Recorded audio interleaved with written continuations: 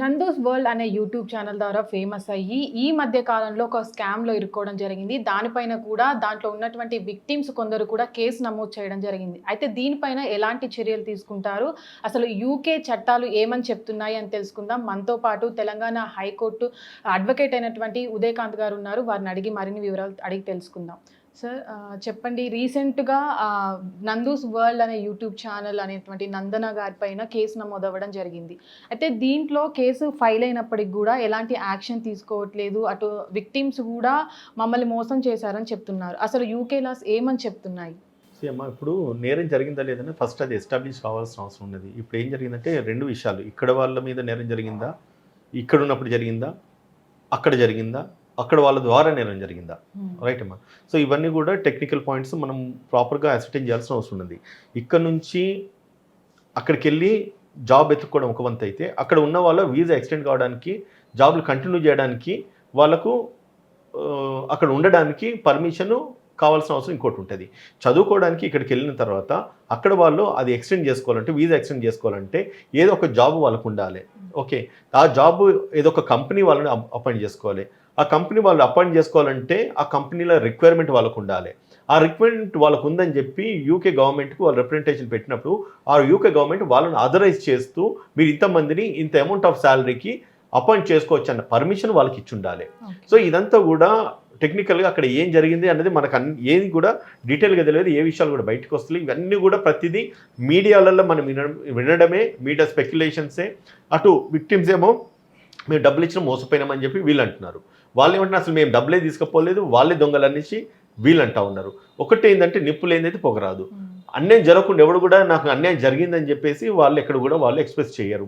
And వీళ్ళ విషయానికి వస్తే, వీళ్ళు ఏదైతే సర్టిఫికేట్ ఆఫ్ స్పాన్సర్షిప్ ఇస్తా అని చెప్పేసి వాళ్ళ దగ్గర డబ్బులు తీసుకున్నారో దానికి తగిన ఆధారాలు వాళ్ళ దగ్గర మన విక్టిమ్స్ దగ్గర ఉన్నాయని చెప్పి చెప్తా ఉన్నారు. కానీ ఏమవుతుందంటే అప్రోప్రియేట్ ఫోరం ఏది, ఎక్కడ మన కేసులు రిజిస్టర్ చేయొచ్చు, ఏ కేసులు రిజిస్టర్ చేయొచ్చు, ఎటువంటి చర్యలు తీసుకోవాలి, అండ్ రిజిస్టర్ చేస్తే మనకు డబ్బులు వస్తాయా లేదనేది ఇక్కడ బిగ్ ఫ్లా ప్రతి ఒక్కరి మైండ్లో ఉన్నది. నువ్వు ఎక్కడ కేసు రిజిస్టర్ చేయాలనేది ఫస్ట్ ఇన్స్టాన్స్లో మనము అర్థం చేసుకోవాల్సిన అవసరం ఉన్నది. నేరం కనుక యూకేలో జరిగి వాళ్ళు కనుక తప్పుడు విధంగా వాళ్ళు డబ్బులు తీసుకొని ఉంటే కనుక, వాళ్ళు తప్పుడు విధంగా మన డబ్బులు తీసుకున్నారు, మాకు ఇచ్చిన సర్టిఫికేట్స్ ఏవైతే ఉన్నాయో సర్టిఫికేట్ ఆఫ్ స్పాన్సర్షిప్ అది తప్పు సర్టిఫికేట్ అని చెప్పి నిరూపించాల్సిన బాధ్యతల మీద ఉంటుంది. దాని తర్వాత వాళ్ళకి డబ్బులు ఇచ్చినాము అన్నది ప్రూవ్ చేయాల్సిన బాధ్యతల మీద ఉంటుంది. డబ్బులు ఈ పర్పస్కే ఇచ్చినాము అని చెప్పి ప్రూవ్ చేయాల్సిన బాధ్యత వాళ్ళ మీద ఉంటుంది. మనకు భారతదేశంలో ఉన్నట్టుగా విచ్చలవిడిగా డబ్బులు ఎవరికి కొనుకన్నా ఇవ్వచ్చు, చేయొచ్చు, తీసుకోవచ్చు అన్న విధంగా బ్రిటిష్ కంట్రీస్లలో, ఫారిన్ కంట్రీస్లలో ఉండదమ్మా. నీకు వస్తున్న ప్రతి రూపాయి కూడా ఏ పర్పస్కు నీ అకౌంట్కు క్రెడిట్ అయిందనేది ఇంపార్టెంట్. అది యుఎస్ అకౌంట్, బ్యాంక్ అకౌంట్ అయితే. నీకు ఒకవేళ కంపెనీ నుంచి నీకు ఏదైనా కాంట్రాక్ట్ ఉన్నప్పుడు ఆ కంపెనీకి అమౌంట్ ట్రాన్స్ఫర్ కావాలి. ఆ కంపెనీకి అమౌంట్ ట్రాన్స్ఫర్ అయినప్పుడు ఏ పర్పస్ మీద కంపెనీకి అమౌంట్ వచ్చింది అని గవర్నమెంట్ యూకే గవర్నమెంట్ చెప్పుకోవాల్సిన బాధ్యత ఆ కంపెనీ డైరెక్టర్స్ మీద, ఓనర్స్ మీద ఉంటుంది. వీళ్ళు మరి వచ్చిన అమౌంట్ కంపెనీకి వెళ్ళిందా లేదంటే ఎవరైనా ప్రైవేట్ అకౌంట్స్లోకి ట్రాన్స్ఫర్ చేసుకున్నారా అన్నది ఎవరైతే డబ్బులు కట్టినారో వాళ్ళు ప్రూవ్ చేయాలి. కంపెనీ అకౌంట్కి వస్తే కనుక కంపెనీ అక్కడ ట్యాక్స్ కట్టాలి. ట్యాక్స్ ఎగ్గొడితే కనుక వాళ్ళకు అది గ్రేవ్ అఫెన్స్ అవుతుంది, పనిష్మెంట్ ఉంటుంది, హ్యూజ్ పెనాల్టీస్ కూడా ఉంటాయి. ఇవన్నీ కూడా స్టెప్ బై స్టెప్ అన్నీ కూడా ఎవిడెన్స్ ప్రూవ్ చేయాలి. మరి ఇండియా కోర్టుకి లోకల్ స్టాండ్ ఉన్నదా లేదా, ఇండియా పోలీస్ కేసు రిజిస్టర్ చేయొచ్చా చేరదా అన్నది ఒకవేళ టెక్నికల్ ఆస్పెక్ట్స్ తీసుకుంటే, కాజ్ ఆఫ్ యాక్షన్ ఎక్కడ ఎరోజ్ అయింది, నేరం ఎక్కడ జరిగింది, దానికి తగిన రుజువులు ఏమైనా ఉన్నాయా.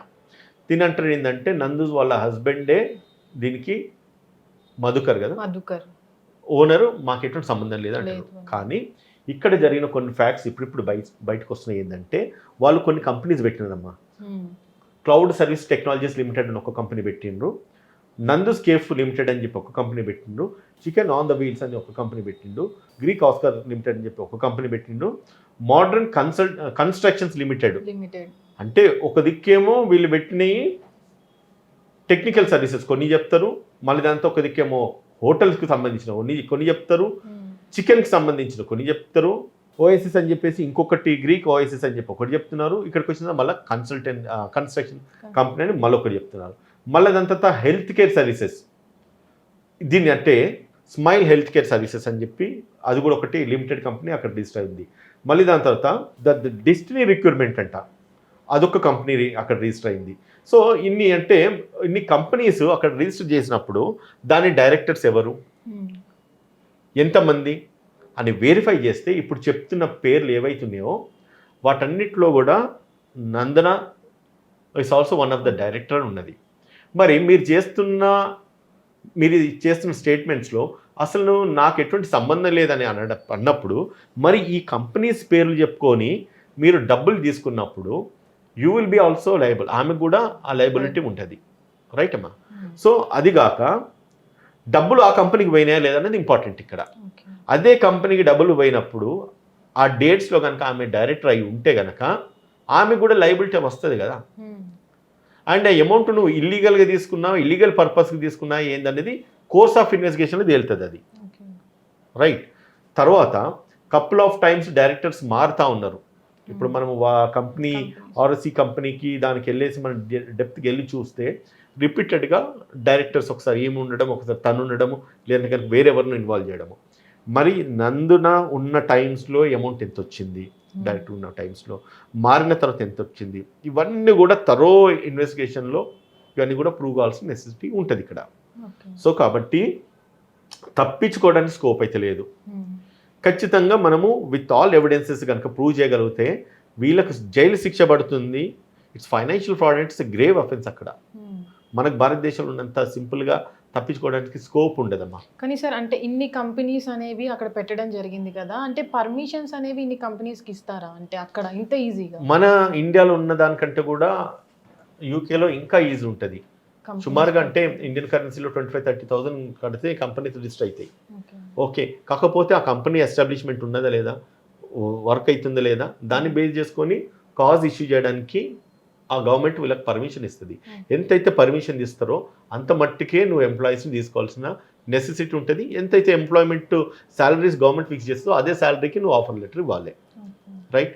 కొన్ని సందర్భాలలో వాళ్ళ అడ్వకేట్ మాట్లాడితే ఏమంటుందంటే వీళ్ళు just agencies between the company but they have no company అన్నారు.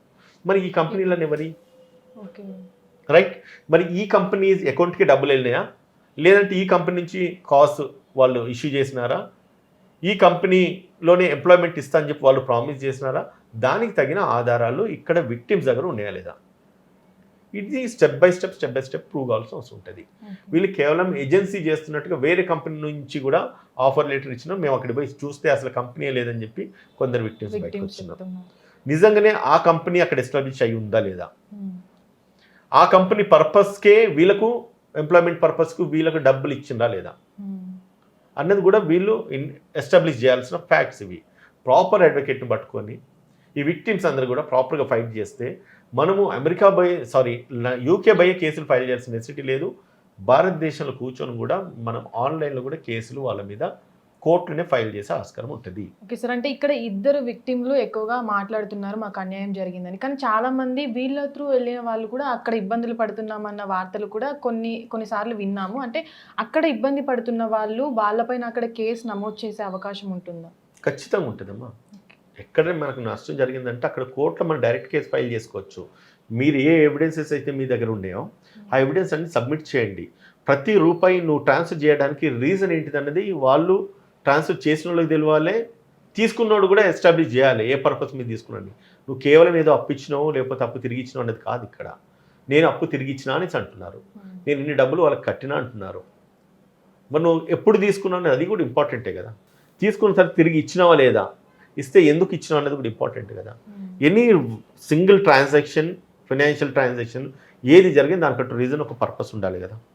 ఆ పర్పస్కు కొరాబరేటివ్ ఎవిడెన్సెస్ ఏమన్నా కూడా ఉంటే కనుక అవి సబ్మిట్ చేస్తే వాళ్ళకి ఈజీగా కన్విక్షన్ వస్తుంది, నందు కానీ వాళ్ళ హస్బెండ్ కానీ. అందులోనూ ఈ ఇష్యూ బయటకు వచ్చిన తర్వాత నందన గారు మాట్లాడుతూ కూడా ఎవరైతే విక్టిమ్స్ ఇప్పుడు ఆ విక్టిమ్స్ ఇండియా వచ్చి మా గురించి మాట్లాడుతున్నారో వాళ్ళంతా కూడా అక్కడ యూకేలో ఏదో ఒక తప్పు చేసి ఏదో ఒక క్రైమ్లో ఇరుక్కొని తిరిగి వచ్చిన వాళ్ళే అనే ఆరోపణలు ఆమె చేస్తున్నారు.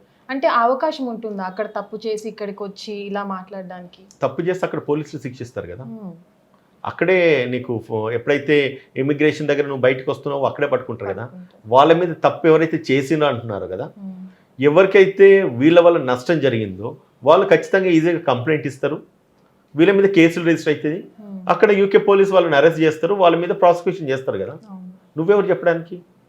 పోనీ వాళ్ళు నేరం చేసిండే కావచ్చు, నువ్వు రుజువు చేయి.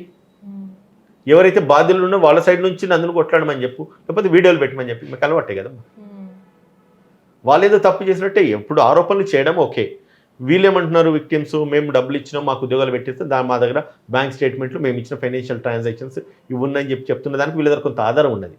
వీళ్ళు తప్పు చేసినని వీళ్ళ మీద ఆరోపణ చేస్తూ ఉంది కదా. మరి ఎవరు బాధ్యులు, వాళ్ళ యొక్క డీటెయిల్స్ పెట్టమని చెప్పండి, నువ్వు రికార్డెడ్గా నీ వీడియోలలో రిలీజ్ చేయమని చెప్పండి. అందులోని ఈ ఇష్యూ బయటకు వచ్చిన తర్వాత స్టార్టింగే నందన మాట్లాడుతూ కూడా తను అంటే ఇప్పటివరకు నాకు వీటికి ఎలాంటి సంబంధం లేదు, నా పేరుని ఎందుకు మధ్యలో తీసుకొస్తున్నారని మాట్లాడడం జరిగింది. తర్వాత ఈ కంపెనీస్ లిస్ట్ చూసినట్లయితే దాంట్లో నందన పేరు కూడా మెన్షన్ చేయడం జరిగింది. అంటే ఇది దేనికి క్రియేట్ చేస్తున్నారు అనుకోవచ్చు? వన్ థింగ్, ఒకసారి నేరం చేసిన తర్వాత వాళ్ళు తప్పించుకోవడానికి 100 మార్గాలు ఎత్తుకుంటారు. ఓకే, నేరం జరిగిన తర్వాత రుజువు చేసుకోవడానికి వానికి 10 మార్గాలు ఉంటే తప్పించుకోవడానికి 99 మార్గాలు ఎత్తుకుంటారు. అందులో భాగంగా నా మీద వస్తున్న అలిగేషన్స్ అన్ని తప్పని చెప్తా ఉన్నది. అది ప్రూవ్ కావాల్సింది ఇన్వెస్టిగేషన్ ఏజెన్సీస్, దాని తర్వాత న్యాయస్థానాలు. అది ఇక్కడైతుందా అక్కడైతుంది అనేది కాజ్ ఆఫ్ యాక్షన్ ఎక్కడైతే అరైజ్ అయిందో, ఎక్కడ నేరం జరిగిందో, జరిగిన కోర్టు జ్యుడిక్షన్ ఆ పరిధిలోనే పోలీసులు కేసులు రిజిస్టర్ చేయాలి. అది ఎక్కడ జరిగిందనేది బాధితులు చెప్పాలి. బాధితులు బయటకు వచ్చేసి ఓపెన్గా మాట్లాడితే మంచిది. మాస్కులు కట్టుకొని మాట్లాడాల్సిన నెసిటీ మీకేమున్నది భయ్? మీరు విక్టిమ్ అయి ఉన్నారు, మీరెందుకు మాస్కులు కట్టుకోవాలి? వాళ్ళేమో వాళ్ళు అక్యూజ్లు ఎవరైతే ఉన్నారో వాళ్ళేమో బాజాప్తా వీడియోలు రిలీజ్ చేస్తారు, ఎటకారంగా యాప్లు పెట్టి వీడియోలు తీస్తారు. వీళ్ళు మీరు నష్టపోయినామని చెప్పి వీళ్ళు మాస్కులు కట్టుకొని టీవీ ముందు మాట్లాడుతున్నారు. అవసరం లేదు. ఓపెన్గా రండి, ఓపెన్గా మాట్లాడండి, మంచి అడ్వకేట్ హైర్ చేసుకోండి. అక్కడ నుంచి మనం ఇక్కడ నుంచి ఆన్లైన్ కేసు ఫైల్ చేయొచ్చు. వాళ్ళు ఇక్కడ ఉన్నా కూడా అవసరమైతే ఇక్కడ నుంచి రెడ్ కార్నర్ నోటీస్ ఇష్యూ చేయించి కూడా వాళ్ళని ఇక్కడికి అఫెన్స్ జరిగిందంటే ఇక్కడ కూడా పిలిపించుకోవచ్చమ్మా. అంటే మోసపోయిన వారు ఎవరైతే ఉన్నారో వాళ్ళు నిరూపిస్తే, ఒకవేళ ఆధారాలతో నిరూపిస్తే ఎలాంటి కేసులు ఫైల్ చేసే అవకాశం, అరెస్ట్ చేసే అవకాశం ఉంటుంది? మన భారతదేశంలో చీటింగ్ కేసు ఖచ్చితంగా 7 years ఇంప్రిజన్మెంట్ ఉంటుంది. అట్లా మరి అక్కడ కంట్రీస్లో వాళ్ళకైతే నాకు తెలిసి హెవీ పెనాల్టీస్ ఉంటుంది, అక్కడ కూడా ఇంప్రిజన్మెంట్ ఉంటుంది అని చెప్పేసి నేను రీసెర్చ్ చేస్తే నాకు వచ్చిన ఇన్ఫర్మేషన్ అది. అండ్ ఇక్కడ జరుగుతున్న ఫైనాన్షియల్ ఫ్రాడ్స్ ఏవైతున్నాయో మన ఇండియన్ కంట్రీస్ కంటే, ఇండియాలో ఉన్న దానికంటే కూడా యూకేలో స్ట్రింజెంట్ పనిష్మెంట్స్ ఉంటాయని చెప్పేసి నా అబ్జర్వేషన్లో తెలిసింది. కానీ ఇక్కడ జరిగింది ఏంటంటే అఫెన్స్ అక్కడ జరిగింది, ఇక్కడ జరిగింది, 2 దిక్కులు జరిగింది. మరి ఇక్కడ ఉన్న వాళ్ళు అక్కడ వాళ్ళను ఎట్లా కేసులు ఫైల్ చేయాలి? మీరు లీగల్గా ఎక్స్పర్ట్ అడ్వకేట్ని పట్టుకుంటే వాళ్ళు చెప్తారు. ఇంకా దాన్ని ఎలాబరేట్ చెప్పలేము. సరే, ఈ మధ్య కాలంలో ఇలాంటి స్కామ్స్ అనేవి విపరీతంగా పెరుగుతున్నాయి. గతంలో చూసాం మన దగ్గరే, అంటే మంగ్లీ స్కామ్ కూడా ఒకటి జరగడం జరిగింది, దాదాపు 150 కోట్లు జరగడం జరిగింది. అంటే సామాన్యులే దీంట్లో మోసపోతున్నారు ఎక్కువగా. అంటే ఎలాంటి జాగ్రత్తలు తీసుకోవాలి లీగల్ ఇష్యూస్ ముందుకు వెళ్తున్నప్పుడు కూడా?